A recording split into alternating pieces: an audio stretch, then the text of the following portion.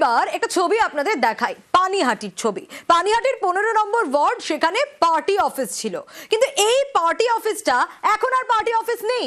কি অভিযোগ উঠে আসছে, সেই পার্টি অফিস কি হয়েছে এখন ছবি দেখাবো। দেখুন এই অবস্থা পার্টি অফিসের, মানে পার্টি অফিস এখন মুদির দোকান হয়ে গেছে।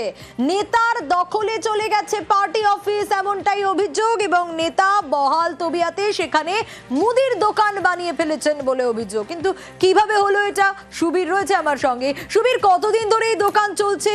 নেতা পার্টি অফিস দখল করে কিভাবে একটা মুদির দোকান সাজিয়ে নিতে পারেন?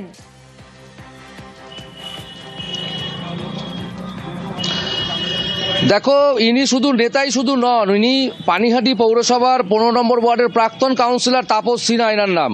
এবং ইনি যে কার্যালয়, অর্থাৎ 15 নম্বর ওয়ার্ডে যে দলীয় তৃণমূল কংগ্রেসের কার্যালয়, সেই কার্যালয় কিন্তু এখানে তৃণমূল কংগ্রেস কর্মীরা এখানে থেকেই কাজকর্ম করতেন।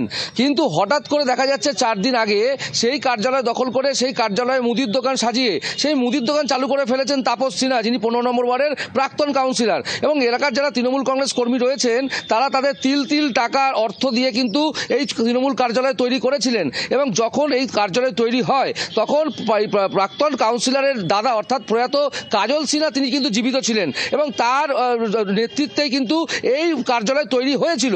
কিন্তু প্রাক্তন কাউন্সিলর কাউকে না জানিয়ে একদম রাতারাতিভাবে তৃণমূল কংগ্রেসের যে কার্যালয় সেটা মুদির দোকানে পরিণত করে ফেললেন। এবং এই নিয়েই কিন্তু তৃণমূল কংগ্রেসের যারা কর্মী তারা কিন্তু সরব হয়েছেন এবং প্রাক্তন কাউন্সিলরের বিরুদ্ধে ক্ষোভ জানিয়েছেন। পাশাপাশি এই যে ঘটনা, প্রাক্তন কাউন্সিলর তিনি কিন্তু যখন ছবি তুলতে যাওয়া হয় তিনি কিন্তু বাধা দেন, ছবি তুলতে তিনি বারণ করেন। দলেরই একাংশ তারাই রীতিমতো ক্ষোভ প্রকাশ করছেন। দীর্ঘদিন ধরে ওই পার্টি পিসটা ছিল এবং ছেলেপেলেরাও, পার্টি ছেলেপেলেরাও ঢুকতো ওখানে। কিন্তু তার পাশে ও একটা মুদি দোকান দিয়েছিল, প্রাক্তন কাউন্সিলর তাপস সিনহা পাশেও একটা মুদি দোকান দিয়েছিল, মানে পার্টি অফিসের পাশে। কিন্তু বর্তমানে সেই মুদি দোকানটাকে ও তুলে দিয়ে পার্টি অফিস থেকে ছেলেপেলেদের বের করে দিয়ে ও পার্টি অফিসটা দখল করেছে।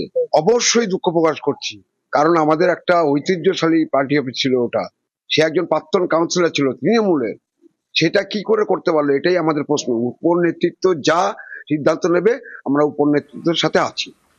আচ্ছা, দলের পার্টি অফিস কিভাবে মুদির দোকান হয়ে গেল, মুখ খুলেছেন দলের বিধায়ক নির্মল ঘোষ।